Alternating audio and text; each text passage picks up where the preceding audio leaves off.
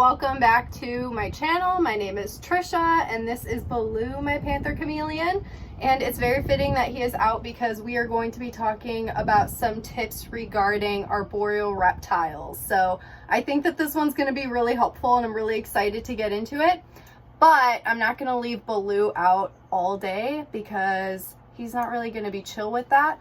And as you can see, he is the perfect arboreal species to bring onto today's video because arboreal means reptiles that like to be up in the trees, for anyone that's unfamiliar. So this is what they do. So I'm going to go ahead and put him back and let's get started with the video. We're going to talk about some tips regarding arboreal reptiles.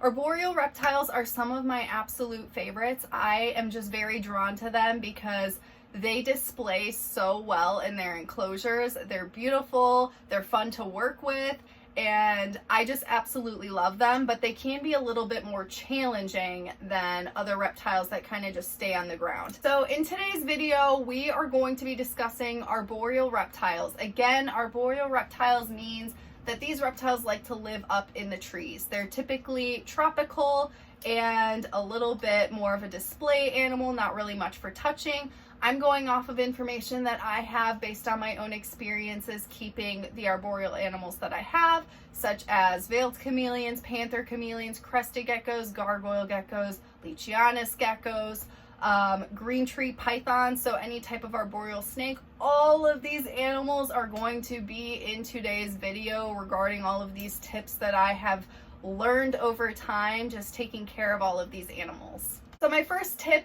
for arboreal reptiles is that most of the time when you're keeping an arboreal species, they're typically going to be tropical. Tropical meaning that they're going to need a high humidity requirement. So that can be one of the challenges regarding arboreal reptiles. So some tips in order to have a high humidity level is to use live plants. Depending on what type of reptile it is, you can use a large shallow water bowl at the bottom of the enclosure just to increase the humidity. A lot of the times arboreal reptiles will not go to the bottom to drink out of water bowls. We'll discuss that a little bit later, but it is just a tip in order to increase humidity. You obviously don't want a lot of water or a giant bowl for an animal like a crested gecko that can't swim. So just keep that in mind. But if you have something like a green tree python, for instance, that's a really great option to have a large water bowl at the bottom of the enclosure. Misting is also very important for increasing humidity. I find that the best system that works for all of my tropical arboreal species is to mist every single morning and then really heavily at nighttime as well. And the last tip for keeping up humidity is to use an absorbent substrate, something like a cocoa husk type thing. I personally love Josh's Frog's biobedding. I use it for all of my reptiles. So things like that, and also moss will also help to retain humidity and moisture and bump the humidity levels in your enclosure. Number 2 is hydration. Hydration is one of the most tricky things when it comes to arboreal animals because they typically do not go to the bottom of their enclosures to get water. A lot of the times these animals are actually going to drink the moisture off of the leaves and plants up high in the trees because that's what they would do in the wild. So it's just what's most natural to them. So ways that you can keep your arboreal species hydrated is through misting the enclosure. Through the misting, they will have all of these little water droplets on all of the leaves and they will lick all of that up, and that is how they hydrate themselves. Another thing that you can use are drip systems, especially for chameleons. It's very important for them because they get their hydration and their food. Everything relies on movement for them. So with a drip system, it's something that's constantly moving in the enclosure, so it'll capture their attention and then they can go and hydrate themselves when needed. You can use a drip system for things like geckos as well. It's not something that they'll typically use during the day because they're sleeping, but animals that are arboreal and awake during the day, like a chameleon, would definitely take advantage of a drip system. One other thing that you can try for a species like a green tree python, for instance, they don't typically drink from the water bowl that you supply them with. It basically just bumps the humidity at the bottom of the enclosure. But if you put little dishes higher up in the setup as little water bowls, they may drink from that instead. They'll also drink the moisture off of the leaves when you mist down the enclosure and things like that as well. So those are just some of the tips. It's very important to make sure that your reptile is hydrated, and the arboreals really can make it pretty challenging because you can't just put a water bowl in and call it a day with them, and you really got to be on top of it to make sure that they're hydrated. Number 3 is branches. So branches are important for arboreal species because they're living up in the trees and they need a lot of branches to climb through. They need it for hiding places. Branches aren't only like a way for them to access the entire enclosure and climb around and hide, but it's also just a form of enrichment for them. So it's important to use different textures, different feels, different sizes of the branches. Like some can be thinner, some can be thicker. It's good for their muscles depending on the animal that you have. Like chameleons, it's good for their muscles to have like different things to grab onto of different sizes.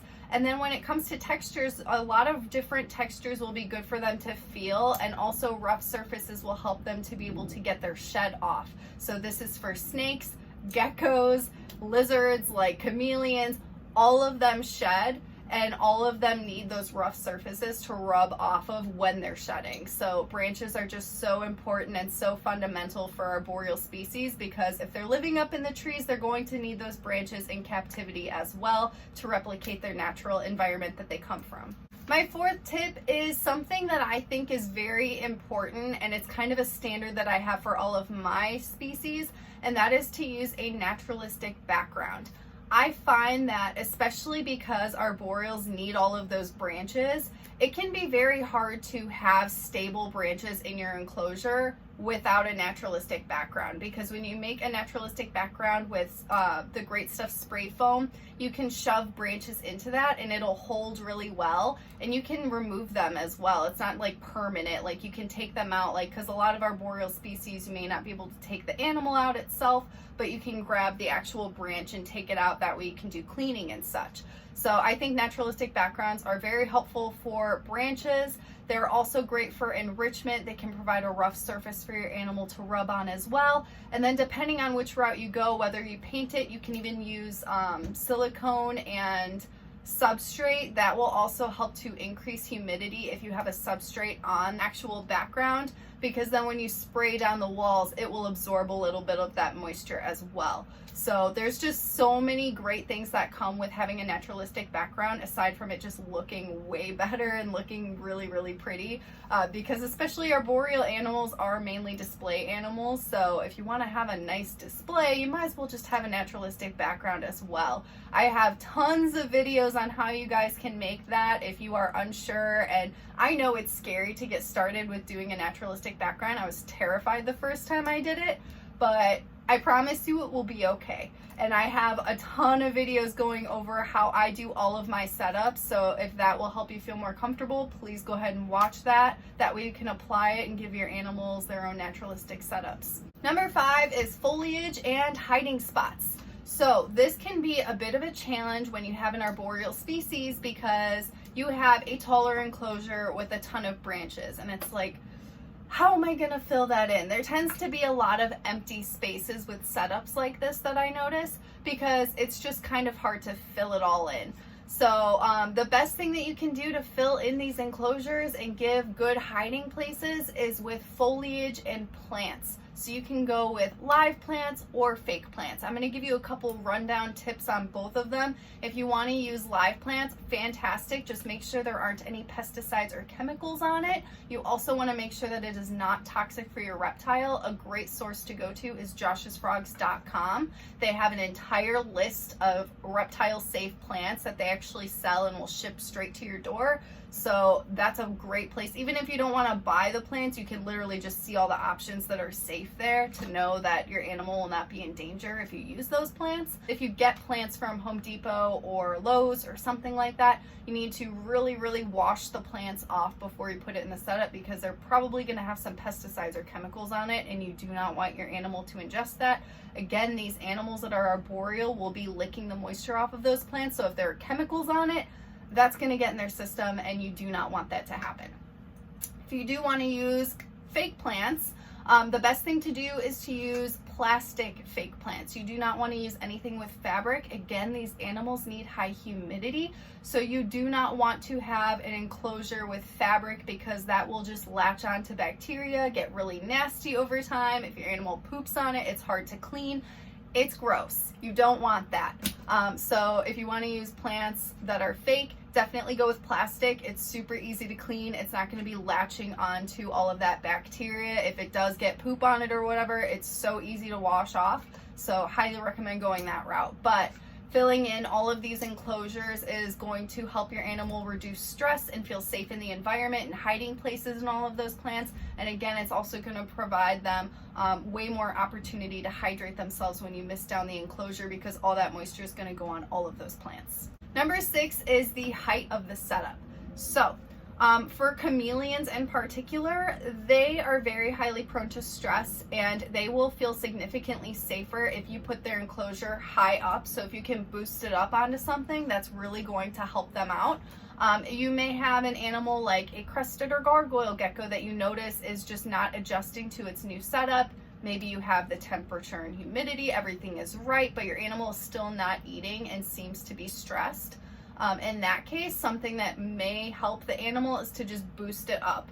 All of the arboreal animals are used to being up high. So if you are around them and you're towering over them in their setup, that's going to cause them stress. So for any of these animals, if they're especially not eating and you can't figure out what's going on and they seem stressed out, try boosting up their enclosure higher than you if possible, just to make them feel safer, and it may reduce those stress levels. Number 7 is that these animals are more of a look, don't touch type of reptile. Arboreals can be very delicate and fragile animals like chameleons and green tree pythons. They can be pretty fragile and delicate. They also are very highly prone to stress and typically don't really like handling.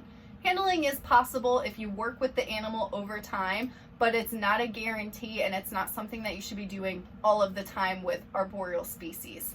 It's just not something that they're going to enjoy, and they're probably going to be stressed out.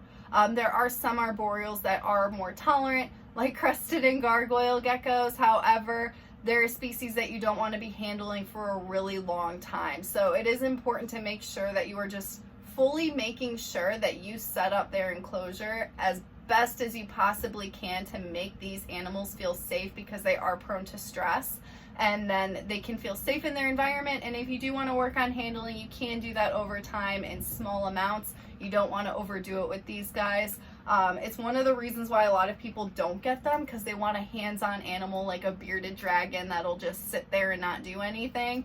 But a lot of the arboreals typically just want to be up in the trees and left alone. They will see us as predators. They're very highly alert to predators, so that's why they're going to be a little bit more less tolerant, a little bit more scared, and you just have to be very, very patient with these species. I think it's well worth it. I absolutely am obsessed with them, but it's not everyone's cup of tea, and it's something to be aware of before you get an animal like this. Which leads me to my next set of tips, which is regarding handling. So as I mentioned, these animals are not the kind of animals you want to be handling 24/7, but you can make it possible over time. Things to keep in mind, especially if you have animals that you're just kind of working with and trying to handle and build that trust with, it may be best to just not do it at all at first. If you need to clean the enclosure, like I said earlier, removable branches and perches are so great to get the animal out without fully stressing it out and having to grab it. Like a chameleon is an animal you don't want to just reach in and grab. They're probably going to hiss at you. They have these tails that wrap around branches. You don't want to tug them off of a branch. That can really damage their tail and their spine. It's the same thing with green tree pythons. They have very, very fragile, delicate tails, and they will wrap that around the branches. So if you do have to take them out, it's best to just have a completely removable branch. That way the snake can just be in the center. You take it out and then you clean the setup. Over time, you can work with handling them. The best way is to lure some of them out, like a chameleon, put like a bug on your arm, get them to come to you, things like that. It takes a lot of patience. These animals, again, are mainly for display. Handling is possible if you put in a ton of work and a ton of patience with that animal. Some of them will be a little bit more tolerant, like crested or gargoyle geckos, as I mentioned. They aren't going to be as fragile, but again, like, you don't want to grab their tail. Their tail can just come off. You just have to be very cautious and gentle with any arboreal species when it comes to handling. Do short handling sessions if you are trying to handle. Try to lure them out to you if you can. That may not work with a snake. If you have an arboreal snake, luring them out to you, it's probably not a good idea. They're probably just gonna think that you are food and bite you. But I have tips on like all of the species that I keep, so definitely keep an eye out for videos for more information on that. This is just kind of like a vague thing about all of the arboreals. But then the last thing that I wanted to talk about are some great enclosures that I love for arboreal reptiles. So I absolutely love all of the enclosures from Zen Habitats in particular, because it is really easy for you to build a naturalistic background on them. They look great. They offer PVC, which is good for humidity. They will come with humidity shields as well. And they have a lot of different options for arboreals. So for instance, a crested gecko I think is fantastic in the 2x2x2 cube. It is so spacious and great for them. If you want to go larger than that, they offer a 2x2x4, which is really, really great for chameleons. It's what I use for mine. Something that is a little bit different when it comes to arboreal snakes, they like to be off the ground, of course, but they actually like more horizontal space. So I find that it is better to give them a lot more horizontal space if you can. I use a 4x2x2 for my green tree python, and she utilizes all of that space. It's 120 gallons and she loves it. And then they also offer a 4x2x4, which is absolutely massive and fantastic for so many reptiles. And if you guys ever want to go even larger than those sizes, they have extension kits. So I don't know any other company that offers something like that. So you can just grow your enclosure as much as you want over time, which is just amazing. So if you guys are interested in Zen Habitats, my affiliate link is in my description. Those are all of my tips regarding arboreals today. If you guys can come up with any others, please go ahead and leave it in my comment section. I hope that this video was helpful, and I will see you guys in the next one.